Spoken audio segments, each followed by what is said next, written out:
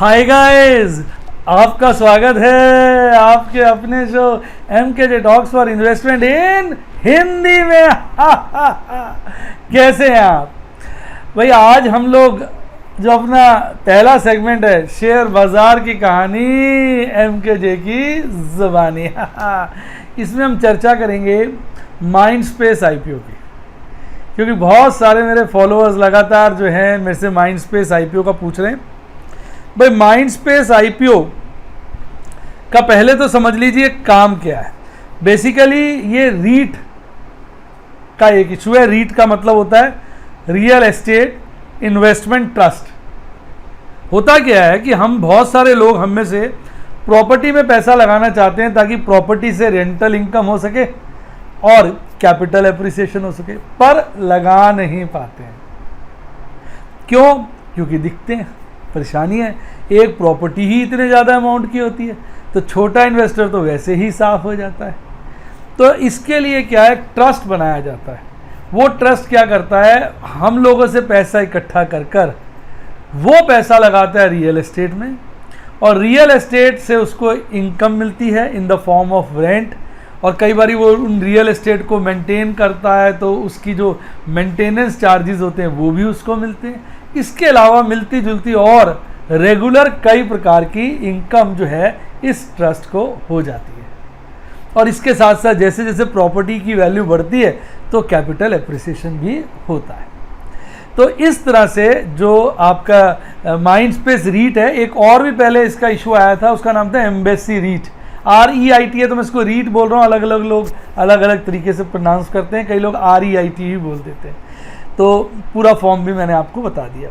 तो according to rules and regulations, ये जो माइंडस्पेस है इसको अपनी जो रेगुलर इनकम का एक बहुत बड़ा हिस्सा डिविडेंड्स के रूप में अपने जो शेयर होल्डर्स हैं, यूनिट होल्डर्स हैं, उनको बांट कर देना पड़ता है।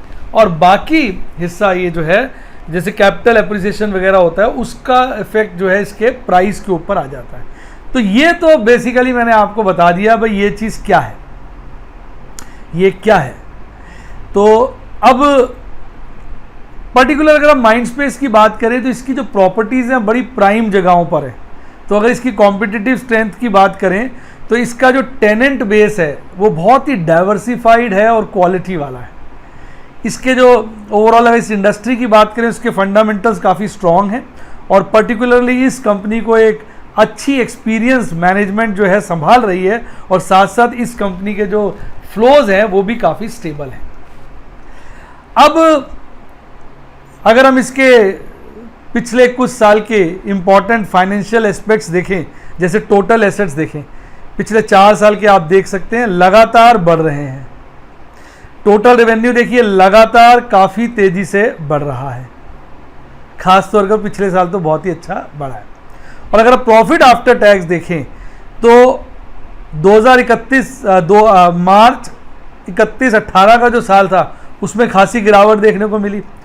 फिर मार्च 31 2019 में काफ़ी इंक्रीज देखने को मिला, और मार्च 31 2020 में वो ऑलमोस्ट स्टैग्नेंट सही देखने को हमें मिला। तो ओवरऑल प्रॉफिटेबिलिटी जो है उसमें 2 फीचर आपको नजर आएंगे। एक फ्लक्चुएशन है, क्योंकि देखिए पहले साल के मुकाबले दूसरे साल गिरा, तीसरे साल बहुत बड़ा और चौथे साल वहीं पर टिका रहा। तो इसमें उतार चढ़ाव जो है मैं देख रहा हूँ काफ़ी है। इसके अलावा रेवेन्यू को अगर आप देखें वो लगातार बढ़ रहा है और एसेट्स भी लगातार बढ़ रही हैं।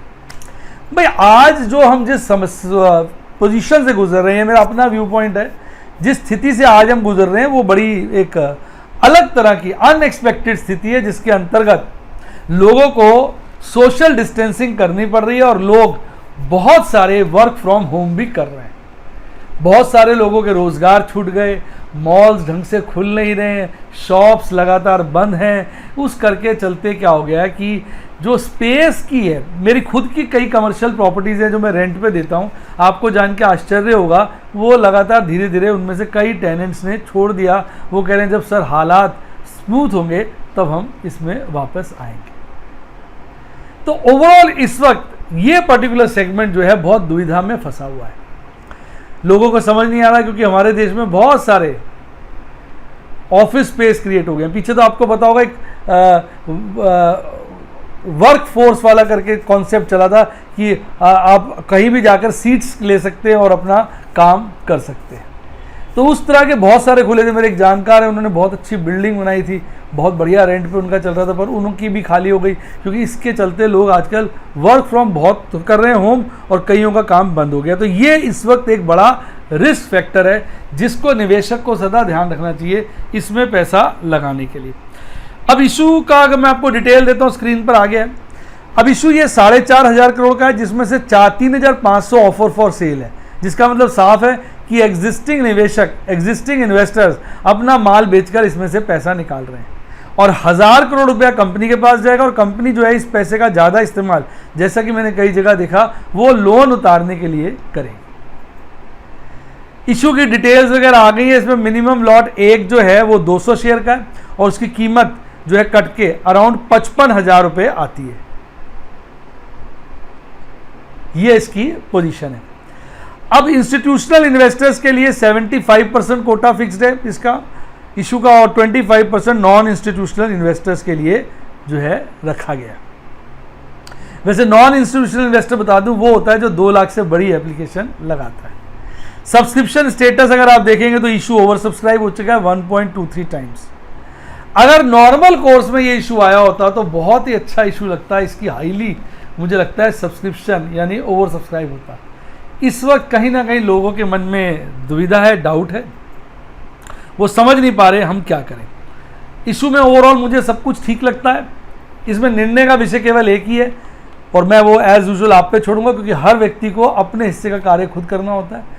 आपको इवैल्यूएट करना होगा कि भाई क्या रियल एस्टेट, क्या आने वाला वक्त ऑफिसेस के लिए स्मूथ रहेगा, आराम से ऑफिसेस किराए पे चढ़ेंगे, उनकी डिमांड मेंटेन रहेगी, या आने वाले वक्त में एक बहुत बड़ा तबका वर्क फ्रॉम होम करेगा, ऑफिसेस की डिमांड गिर जाएगी, उनमें कंपटीशन आ जाएगा। इस चीज़ का सीधा सीधा इफेक्ट न केवल रेंटल्स गिरने के ऊपर पड़ेगा, इसके साथ साथ जो कमर्शियल प्रॉपर्टीज़ हैं उनकी वैल्यू भी गिर जाएगी। तो वो खतरा इसमें अभी बना हुआ है। तो इस बारे में आप अपनी क्या राय रखते हैं, मुझे भी कमेंट बॉक्स में बताइए। आपकी क्या राय है कि जो ऑफिस स्पेस है उसकी डिमांड बढ़ेगी या घटेगी, उसके चलते जो ऑफिस स्पेस के रेंट्स हैं वो बढ़ेंगे, घटेंगे या स्टैटिक रहेंगे? आपका क्या विचार है? और दूसरी बात कि भाई इसका असर उनकी कैपिटल वैल्यूज़ पे क्या पड़ेगा, कीमतों पे क्या पड़ेगा? अगर ये सब बातें आपको नेगेटिव लगती हैं तो फिर ये इशू ये मेरे हिसाब से ठीक नहीं है, और आपको लगता है नहीं ये तो टेम्प्रेरी फेज़ है, ये सब ठीक हो जाएगा, तो इशू नो डाउट अच्छा है। इतना ज़्यादा सब्सक्रिप्शन भी नहीं है, तो अगर आप लगाएंगे, इसमें मुझे रिटेल कोटा नज़र नहीं आ रहा, ना ही उसमें बोला है रिटेल के लिए कुछ रिजर्व किया हुआ, थोड़ा सा कन्फ्यूजिंग सा लग रहा है। पर तो अगर रिटेल मैंने एप्लीकेशन लगाई नहीं है, इसकी लगाऊंगा तो देखूंगा। वैसे तो 1 लॉट बोला ही उन्होंने, अप्लाई कर सकते हैं 55,000 का, तो ऑब्वियसली रिटेल इन्वेस्टर लगा ही सकता है। और नॉन इंस्टीट्यूशनल इन्वेस्टर्स जो है वो 2 लाख से ऊपर की एप्लीकेशन लगाता है, उसको हम बोलते हैं। इसकी जानकारी मैंने पहले की भी वीडियो में दी। तो अब ये मैंने आपको इशू का बता दिया, और मेरी बात समझें, मैं भी अभी तक कंफ्यूज हूँ, कंफ्यूज कह लीजिए, या मैं अभी इनडिसिसिव हूँ, मुझे समझ में नहीं आ रहा मैं इसमें लगाऊँ ना लगाऊँ। एक मन करता है कि भाई इसमें लगा दो, चीज़ ठीक है, दूसरा मन करता है कि रहने दो। वैसे मैं अपना पर्सनली बताऊं तो मेरा प्रॉपर्टीज़ में काफ़ी इन्वेस्टमेंट है, तो इतना मुझे ये भी नहीं मन करता कि भी प्रॉपर्टीज़ में और क्या लगाना। भाई इसमें लगाने का मतलब बेसिकली प्रॉपर्टी में लगा रहे हो, अगर प्रॉपर्टी अप्रिशिएट करेगी तो मेरी दूसरी प्रॉपर्टीज़ कर जाएंगी। तो इस करके मैं थोड़ा सा अभी इसको लेके बड़ा इनडिसिसिव हूँ। जैसा भी कोई मेरा विचार होगा, अगर मैं लगाऊंगा तो डेफिनेटली अपने सभी यूट्यूब और व्हाट्सएप मेंबर्स को समय से बता दूंगा लगाने से पहले कि मैं इसमें लगा रहा हूँ। अभी मेरा कुछ निर्णय इसके लिए फाइनल नहीं।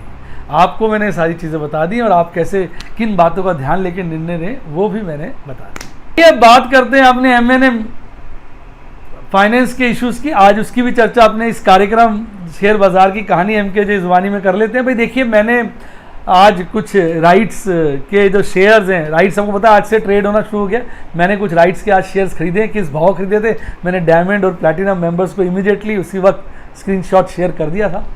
और अभी मैं राइट्स अप्लाई नहीं कर रहा हूँ, क्योंकि अभी इसमें काम चल रहा है। अभी राइट्स बंद होने में काफ़ी समय है, अभी देर है इसके अंदर। अभी हम इसमें खरीद बेच कर सकते हैं, और अभी मैं वेट कर रहा हूँ, देखता हूँ और कुछ खरीदता हूँ या क्या करता हूँ। अभी मेरा दिमाग में इसको लेके चल रहा है। बाकी मैंने अभी वीडियो बनाने से पहले एक बार कोटक बैंक की साइट पे चेक किया था क्या इसका राइट्स एसबा के थ्रू अप्लाई कर सकते हैं, तो कोटक बैंक की साइट पे तो मुझे एसबा नज़र नहीं आया। नॉर्मली मैं कोटक या यस बैंक यूज़ करता हूँ एसबा की एप्लीकेशन लगाने के लिए, वहाँ मुझे अभी नज़र नहीं आया। बाकी अभी राइट में समय किस तरह से इसको अप्लाई करेंगे मैं आने वाली वीडियोज़ में आपको बताता रहूँगा। अभी तो मैं आपको बता दूँ आज इसका इशू ओपन हो गया है, आप इसको खरीद सकते हैं। इसको लेके कई लोगों को कन्फ्यूजन है, मैं आपको क्लियर कर देता हूँ, उनको समझ नहीं आ रहा ये क्या है। समझिए, अगर आपके पास M&M फाइनेंस के 100 शेयर हैं तो आप अपने डीमैट अकाउंट में जाइए, तो आप, मैं जीरोधा पे काम करता हूँ तो मैं जाके देखता हूँ तो वहाँ पर मेरे को अपने शेयर राइट्स के भी नज़र आ रहे हैं, उनके नाम आगे RE लिखा आ रहा है। RE का मतलब होता है राइट एंटाइटलमेंट, और भाव भी आ रहा है यानी वो ट्रेड हो रहा है। उसकी कॉस्ट जीरो दिखा रही है क्योंकि आपको शेयर मिले, आपने उसके लिए कुछ पैसा तो दिया नहीं, इसलिए कॉस्ट जीरो।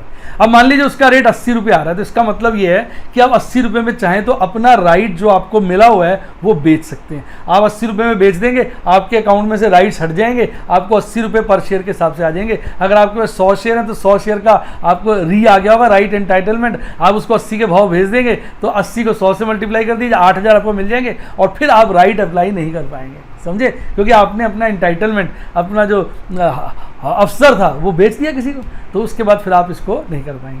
और अगर आपके पास 100 के राइट आए, आपको लगता नहीं मुझे 200 करने हैं, मुझे 300 करने हैं, मुझे 400 करने हैं, तो आप बाजार से इस एंटाइटलमेंट को खरीद सकते हैं। मान लो आपने 200 के और खरीद लिए, 100 पहले आए थे, 200 आपने और खरीद लिए, अब आपके टोटल कितने हो गए 300।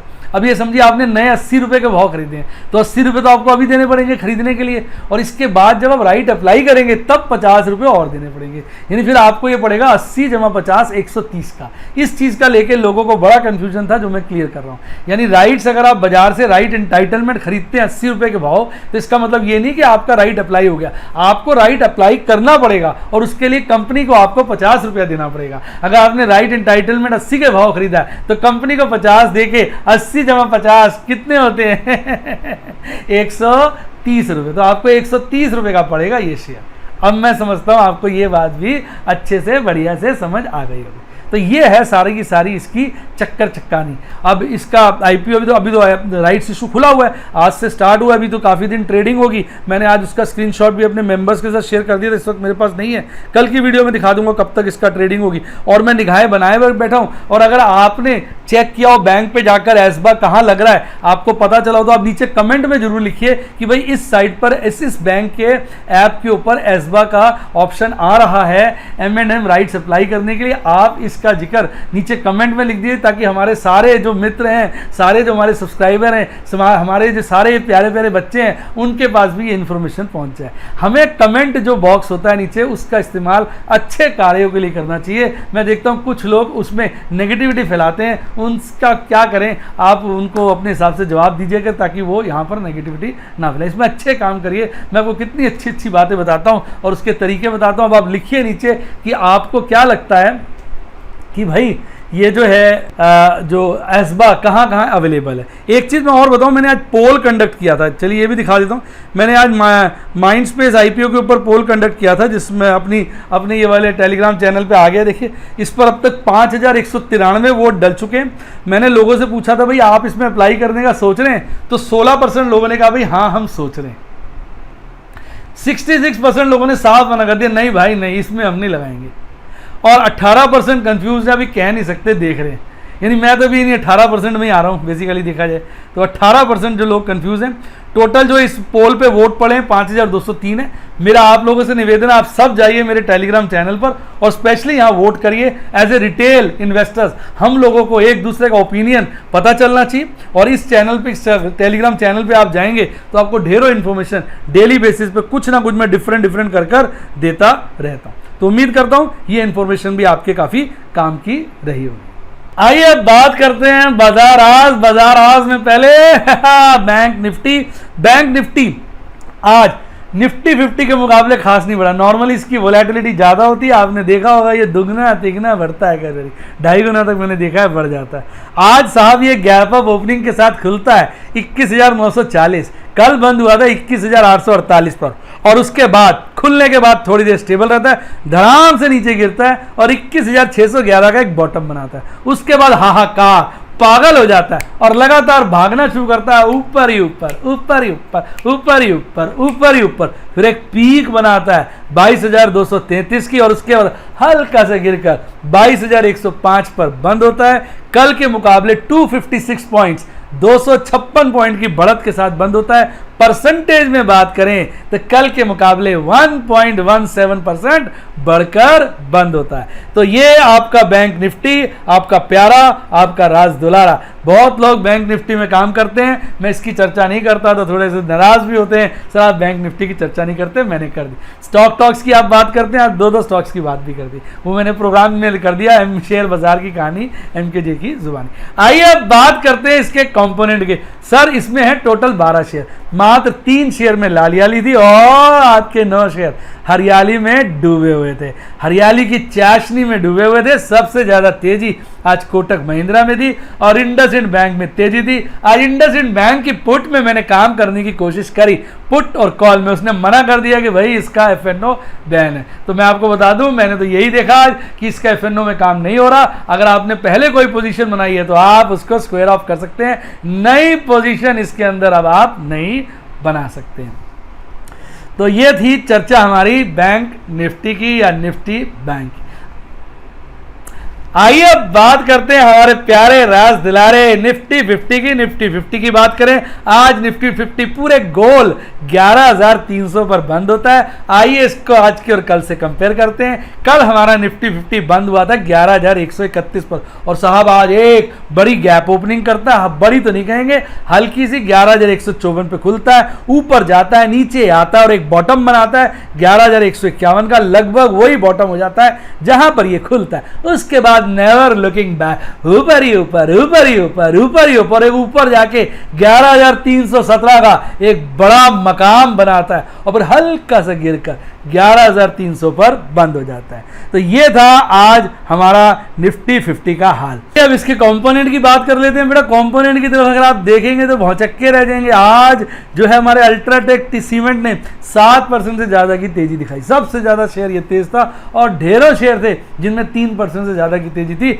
आज तो ऐसे भी बहुत सारे शेयर थे जिनमें 4% से ऊपर की तेजी देखने को मिली। अगर हम गिरने वाले शेयरों की बात करें तो किसी भी शेयर में आज 2% से ज्यादा की गिरावट ही नहीं थी। सभी में जो गिरावट थी 2% से कम थी और कुल मिलाकर 1 2 3 4 5 6 7 8 9 शेयर लालियाली में बंद हुए, यानी 50 में से 9 लालियाली में तो 41 हरियाली में। यानी आज बाजार दबा के गर्म था, बहुत तेज था, बहुत तेज था, बहुत तेज था।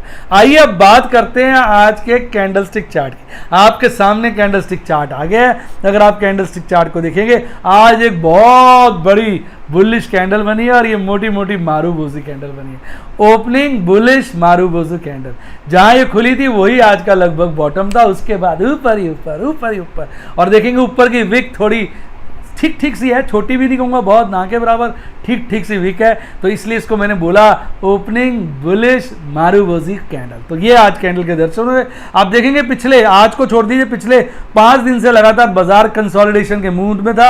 आज बाजार ने ऊपर की तरफ कंसोलिडेशन को तोड़ने की कोशिश करी है। भाई जिस तरह का कैंडल बन रहा है साफ नजर आ रहा है बाजार बुलिश है, बुलिश है, बुलिश है। और 50 डेज ईएम में, 200 डेज ईएम में उससे तो बहुत ऊपर ट्रेड हो रहा है। और ऊपर बॉलिंजर बैंड का जो अपर बैंड है उससे लग कर सट कर ट्रेड हो रहा है। पीछे कुछ गैप छूटे हुए हैं, अभी वो फिल नहीं हुए हैं। अदरवाइज बाजार बहुत तेज है, कुछ भी हो सकता है। इस वक्त बाजार में बड़ी गर्मी है, बड़ी गर्मी है, बड़ी गर्मी। अब अगर आप देखें आप MACD चार्ट पे तो आपको जान के हैरानी और आश्चर्य होगा, जो हमारा बुलिश क्रॉसओवर हल्का होता जा रहा था आज फिर बढ़ गया। देखिए नीचे आज का ये हिस्टोग्राम हरा है, यानी आज गैप बढ़ा है। यानी आज MACD चार्ट पर कहना चाहिए बुलिशनेस में और गर्माहट आई है। RSI की बात करें तो साथ फिर घुस गया RSI किस में, ओवरबॉट जोन में। अभी दिनों पिछले 2-3 बार इस जोन के अंदर घुसा और मैंने आपसे कहा ही था कि जोन में घुसने का मतलब ये नहीं कि अब गिरता ही जाएगा, ये कई बार उसी में घूमता रहता है, नचाता रहता है, इधर उधर दौड़ता रहता है। अभी ये लगता है काफी गर्म है इस वक्त। सभी चार्टों पे टेक्निकल एनालिसिस के पॉइंट से बाजार काफी गर्म है। और देखते हैं इस हफ्ते की एक्सपायरी, जिसमें अब केवल 2 ही दिन बचे हैं। आज ट्यूसडे था, वेडनेसडे और थर्सडे, 2 दिन बचे हैं। देखते हैं इस एक्सपायरी पे क्या धमाल या क्या कमाल होता है। आइए आज बात करते हैं आपके ऑप्शन चेन एनालिसिस की। भाई बड़ा चक्कर है, बड़ा चक्कर है। देखिए आप इस वक्त कॉल का ओपन इंटरेस्ट देखिए, मैं कई सारे लेवल्स का ले आया हूँ, 11,000 से लेके 11,500, 11,000 का ले आया, 11,200 का ले आया, 11,300 का ले आया, 11,400 का ले आया। तो देखिए भाई 11,000, 11,200 पे ओपन इंटरेस्ट गिरा है, कम हो गया खासा। 11,200 में तो देखिए बहुत कम हो गया और उसके ऊपर काफी बढ़ना लग गया। तो 11,500 भी गिरा है और 11,300 और 11,400 जो है अच्छे उभर के सामने आ रहे हैं। तो ऐसा लग रहा है ये बाजार इस वक्त, मुझे जो ऐसा लग रहा है पर्सनली, मैं अपनी बात करूं तो मुझे कहीं ये 11,400 के नीचे में लपेटे में 11,300 11,400 के आसपास बंद होता लग रहा है, अगर मैं कॉल के ओपन इंटरेस्ट को देखूं। अब पुट के ओपन इंटरेस्ट को देखो तो बड़ी कमाल है, 11,000 मैक्सिमम ओपन इंटरेस्ट और वो काफ़ी सारा बढ़ गया है। और भाई 11 को छोड़ो, 11,200 देखो कितना ज़्यादा ओपन इंटरेस्ट बढ़ा है, कमाल का ओपन इंटरेस्ट बढ़ा है। और 11,300 भी अच्छा खासा ओपन इंटरेस्ट है। तो अब इस डेटा को अगर आप देखते हैं तो बाजार आपको साफ लग रहा है ये जो क्लोजिंग है 11,200 और 11,400 के बीच होगी। ऐसा अभी का डेटा बहुत ज़्यादा कहना चाहिए इंडिकेशन दे रहा है। ये बाजार 11,200 और 11,400 के बीच में बंद हो। टोटल ओपन इंटरेस्ट की बात करिए तो टोटल ओपन इंटरेस्ट सबसे ज्यादा 11,000 पर है, यानी मैक्सिमम पेन का जो पॉइंट है वो आपका 11,000 है और सेकंड हाईएस्ट मैक्सिमम पेन का पॉइंट 11,200 है। तो ये भी इस तरफ साफ इशारा कर रहा है और 11,300 पे भी ओपन इंटरेस्ट खासा है। तो ये साफ इशारा हो कि बाजार जो है यही कहीं 11,000 से ऊपर 11,200 300 के लपेटे में कहीं भी बंद हो सकता है। बाकी देखिए शेयर बाजार में जब तक बाजार बंद नहीं होता सस्पेंस बना रहता है, यही तो इसकी मिठास है, यही इसका धोखा है, यही इसकी खराबी है और साहब यही इसकी अच्छाई है। कैसा लगा डायलॉग कमेंट बताइए, क्योंकि यही इसकी खूबसूरती है, यही जो चीज है एक युद्ध जैसी फीलिंग देती है, एक हमारे अंदर करंट पैदा करके रखती है, जो कहीं ना कहीं हमें लगता है हम एक सस्पेंस के बीच में फंसे हुए हैं। आइए अब बात करते हैं आपके प्यारे राज दुलारे FIDIs की। देखिए FIDIs का ओवरऑल मोटा माटा देखा जाए, रोज दोनों भाई मिलके नेट बिकवाली करते हैं, तो मैं यही बोलूंगा और ले लो मौके के मजे, ले लो मौके के मजे, कर लो प्रॉफिट बुक। तो भैया ये तो दबा के प्रॉफिट बुकिंग कर रहे हैं, आप कर रहे हैं, मैं कर रहा हूं, पता नहीं, ये लोग जरूर कर रहे हैं। आइए आपके सामने आज FI ने थोड़ा सा अपना मूड पलटा है। कल उन्होंने की थी नेट बिकवाली और आज करिए नेट खरीदारी। कल उन्होंने नेट बिकवाली की थी 453 करोड़ की, 453 करोड़ की। आज नेट खरीदारी करिए 245 करोड़ की, 245 करोड़ की। थोड़ा सा मूड बदला है, लेकिन अगर आप DIs को देखेंगे तो कल भी बिकवाली, आज भी बिकवाली। कल DIs ने माल बेचा था 977 करोड़ का, 977 करोड़ का, और आज 1000 करोड़ से ऊपर 1017 करोड़ का माल बेचकर आगे निकल गए। तो भाई अब प्रॉफिट बुकिंग का माहौल चल रहा है DIs के लिए। तो अब अगर टोटल दोनों भाइयों का देखेंगे तो आज भी नेट बिकवाली है, पर कल के मुकाबले आधी है। कल दोनों भाइयों ने मिलकर 1431 करोड़ का माल बेचा था, 1431 करोड़ का, और आज 771 यानी 771 करोड़ का नेट माल बेचकर बाहर हो लिए। तो कहीं ना कहीं हमारे इंस्टीट्यूशनल इन्वेस्टर्स तो प्रॉफिट बुकिंग को अपना ध्येय बना के चल रहे हैं। और आप चल रहे हैं कि नहीं चल रहे हैं, मैं चल रहा हूं कि नहीं चल रहा, ये अलग बात है, पर बड़े भाई तो चल ही रहे हैं। उम्मीद करता हूं वीडियो का मजा आया होगा। वीडियो का मजा आया तो लाइक करिए और मेरे चैनल को सब्सक्राइब करिए। साथ में सब्सक्राइब के ज्वाइन का बटन आ रहा है, दबा दीजिए अगर आप मेरे यूट्यूब के मेंबर बनना चाहते हैं। 4 प्लान है। आज मैंने M&M फाइनेंस के अंदर काम किया था, डायमंड मेंबर्स को इमीडिएटली मैंने बता दिया था किस रेट पे कितना माल उठाया है, और मैं देख रहा था उसके बाद कई लोग अपने अपने मैसेज भेज रहे थे कि सब हम भी प्लस कर रहे हैं। भाई मैं फिर क्लियर कर दूं, मैं अपने स्क्रीनशॉट्स आपके साथ शेयर करता हूं आपको लाइव डेमोन्स्ट्रेशन देने के लिए। उसके बाद आप उसको स्टडी किया करिए, पहले से करके लिखा करिए, और बस फिर आप उसको देखिए आपको कौन सा रेट अच्छा लगता है। आपको जरूरी नहीं है जिस रेट में मैं खरीदता हूं वो खरीदें, आप उससे कम का रेट भी देख सकते हैं, आप उससे ऊपर का भी रेट देख सकते हैं, क्योंकि आप अपने मालिक खुद हैं। अपने फाइनेंशियल एडवाइजर से, अपने फैमिली मेंबर से, अपने स्पाउस से डिस्कस करके, और लोगों से, अपने रिटेल इन्वेस्टर से डिस्कस करके, और मेरे टेलीग्राम चैनल पे वोटिंग करके आप तय किया करिए कि भाई आपको ये कैसा लग रहा है। उसके बाद अपना निर्णय खुद लें और एक कामयाब इन्वेस्टर, इंडिपेंडेंट, जो अपने पांव पे खड़े होकर सब काम कर सकता है, वैसे इन्वेस्टर बने। तो ये मैंने आज डिटेल शेयर कर दी थी। और आज प्लैटिनम को बताया मैंने, कोई भी पुट के काम काफ़ी करने की सोची थी, कोई काम नहीं हो पाया। मेरी पुट की पोजीशन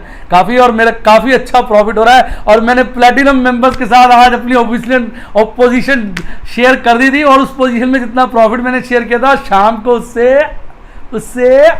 उससे और ज़्यादा हो चुका है। बाकी 2 दिन रह गए हैं, फाइनल पोजीशन में आपके साथ शेयर कर दूंगा। इस मंथ में मैंने क्या कमाया क्या गवाया आपके सामने होगा।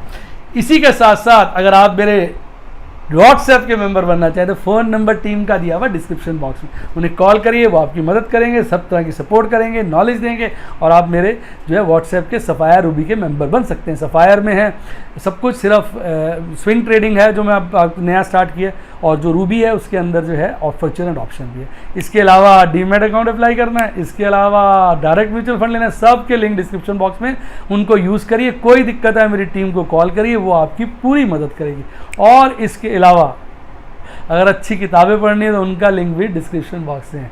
और ऊपर आ गया है मेरे टेलीग्राम चैनल का लिंक, जिसने इसको ज्वाइन किया उसकी लाइव झिंगा लाला झिंगा लाला झिंगा लाला, जिसका रह गया उसकी लाइव ढीला डाला ढीला डाला ढीला डाला। इसी के साथ साथ बताएं, God bless you, happy investing, और आप शेयर मार्केट के बादशाह बने।